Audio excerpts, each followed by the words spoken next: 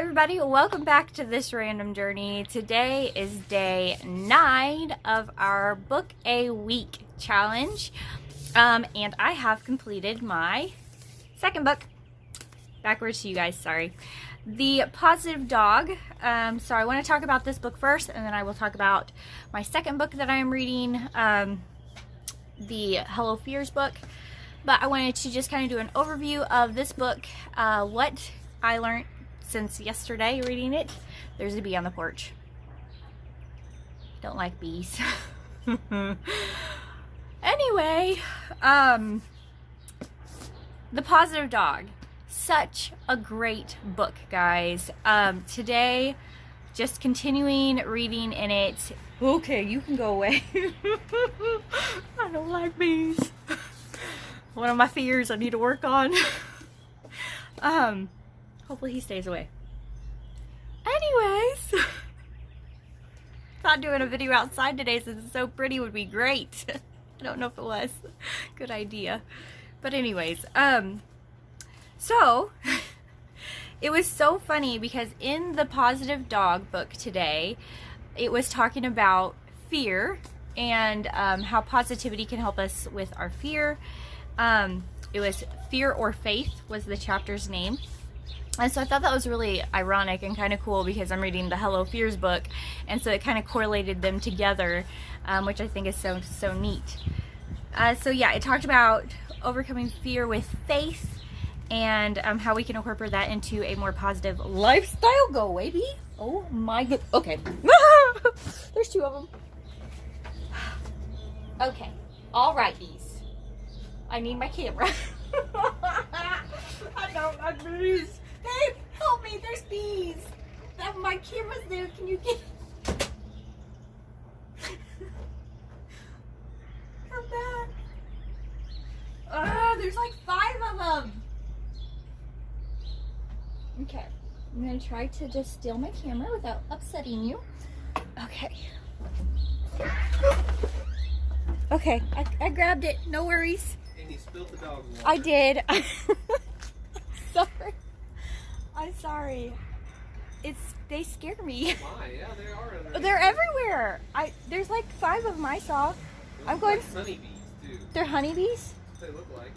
I don't know what they are, but we need to we need to get them to go somewhere else.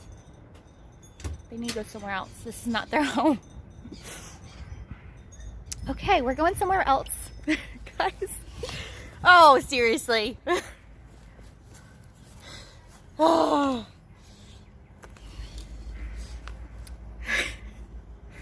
Today is not the day for videoing, apparently. This is not a great spot. It's very sunny. Hold on. We're gonna go over here. All right. Let's try over here. Ooh. Sit on these stairs. Not the best backdrop, but it is what it is. And at least we're not being attacked by bees, guys. All right. I don't even remember what I was talking about at this point. Oh man, I'm not a big fan of bees. Okay, so in the Positive Dog, I really need to be more positive apparently because I'm not being very positive about this whole experience. It talked about the stories we tell ourselves and being positive in that, and our perspective.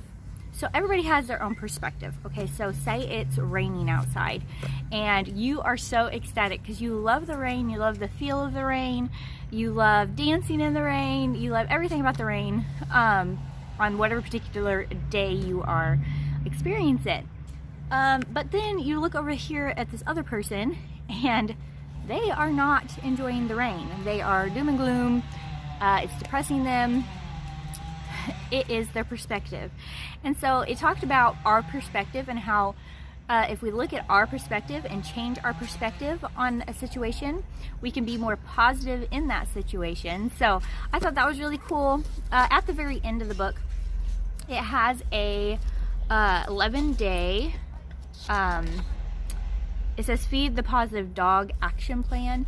And so it has like 11 days where you're supposed to do different things. So for example, day 1 is take a thank you walk, and then it gives you like a section to read over, and you're supposed to do that on day 1, and then you go to day 2, which is a day of gratitude, and it just has 11 days of that, and it finishes up that saying every single day that you should pray, because that will help reduce your stress.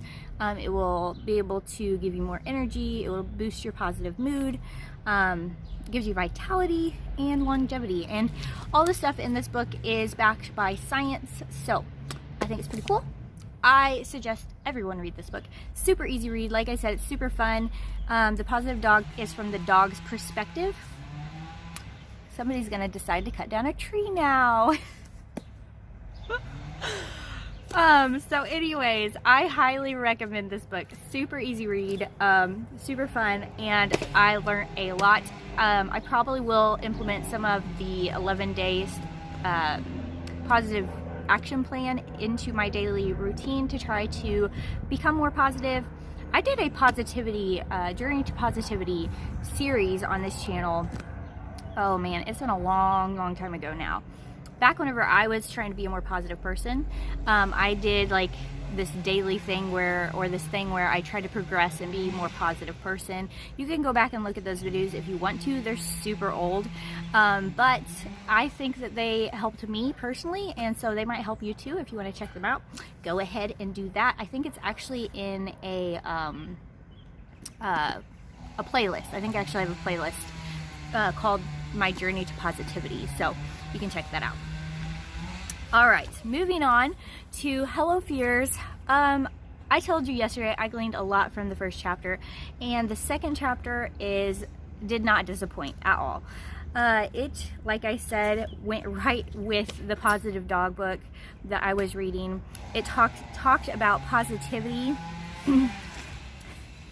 talked about being an influencer, and what it truly means to be an influencer. You know, a lot of times we think that influencers are just people on social media, people who have a lot of followers and that kind of thing, but she really made you think about yourself as an influencer, and how if you can just speak into or be a positive person. My son is pogo sticking. Curtis, go somewhere else. Go somewhere else. Oh my goodness. Okay, so she talked about how we can be an influencer, and how an influencer is someone or anyone who has the ability to influence the behavior or the opinion of others. And so she likened it to one of her challenges. I think it was her 95th challenge, where she went to a water park and she was going to cliff dive into the water, and she was really scared and she couldn't make herself get the courage to jump off the platform into the water that was like forever down. And there was this, she said probably about a 12-year-old girl came up, and she had that same fear. She could see it all over her face, but then she closed her eyes and just made herself do it. And she talked about how that young girl was an influencer to her, and how it changed her perspective on what an influencer is. And the way she just brought it all across really spoke to me personally, because I've always wanted to be one of those people that I can help people with what I know, even if I might not know everything, and I know I don't, but with what I do know, I want to help whoever I can. And she said that that's all it takes to be an influencer, so that made me feel really good, and all that. She talked about fear and how it's universal and it's personal. She kind of talked about that in the first one, but then she elaborated on that. She talked about courage and how it is relevant, and how it has the power to influence the behaviors of others. So our fear and the courage to overcome that fear can actually influence those people. So that goes back to being an influencer, which is really cool. And now the train's gonna go. It's gonna be everything in this video, guys, okay? Oh, all right. Oh, another great thing that she talked about was being a leader and what true leadership looks like, which is right up my alley. I'm trying to figure out how to be a better leader. I want to be a person people can look up to and feel confident in looking up to. And one thing she talked about was leadership and what leadership looks like.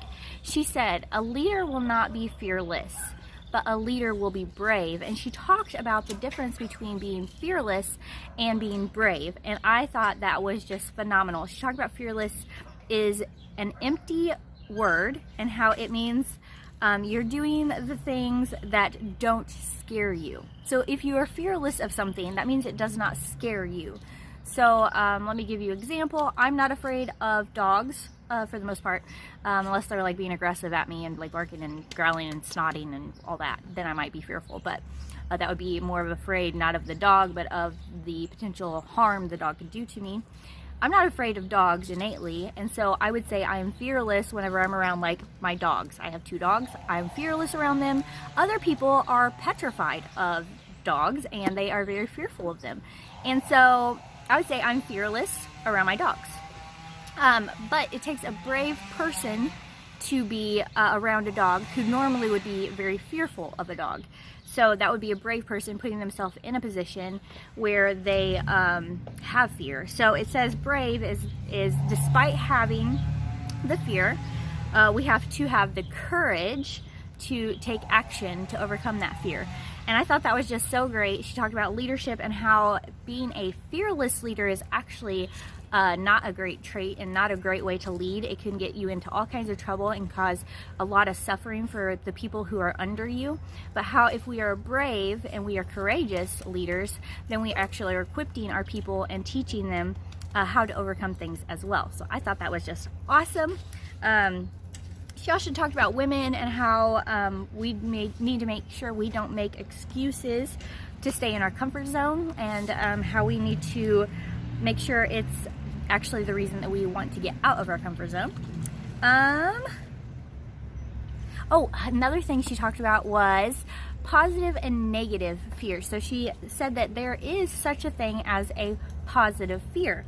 And she says those kind of fears are the ones that will keep us safe and keep us alive, basically. So there are some things that we should be afraid of, that we should have respect for, more or less. Like, for instance, let's say a gun. My children should respect guns, and so they should have a fear in the respect of that thing, because it could potentially take someone's life. So we teach our children to be respectful around that kind of thing and other things that could be potentially harmful to them or someone else. That could go with a lot of different things in a lot of different spectrums of our life. So I thought that was really cool that she talked about how it's okay to be fearful of some things because it is positive. And I think that more, in my viewpoint, she didn't say this, but in my viewpoint, it would be more of a fear out of respect of something so that you can have a good and positive life. So, No, don't. what? Did you overcome your fear? Of bees? No, did not. You overcame it, though. You got away from them. I didn't overcome it. I ran away from my fear. So you need to talk to them about how you... It's going to be on my list of things, okay? So, she did also ask us to write down some things that we are fearless about, things that we feel we are brave, and things that we are fearful of. Obviously, I'm fearful of bees. I'm not brave because I ran away. So that's something I need to work on. That also makes me think, I'm going to be coming up with a list. I'm sure she's going to ask us at some point to come up with 100 things that we are fearful of. I'm not sure she will, but that's kind of what she did. Is she had 100 things to overcome, and she actually documented it, and it's on YouTube. So if you want to check her out, it's Hello Fears, I believe, because that's the name of the book, and I believe that was the name of her channel. So you can go check out all the stuff that she has posted. She also has a website, Hello Fears website, you can check out. There's all kinds of resources and all that kind of stuff. So I'm not promoting this book. I guess I kind of am, but I'm not like supporting or was it not paid promotion? I'm just reading it, and if you guys want to read it, you can get it too and read it and look at all the resources she has for you. I hope you guys like this video. It's getting a little long, so I'm going to go ahead and cut it off for today. I hope you enjoyed it. Don't forget to give me a thumbs up. Make sure to come back again tomorrow because we're doing daily vlogs, and I'll see you again tomorrow. Bye.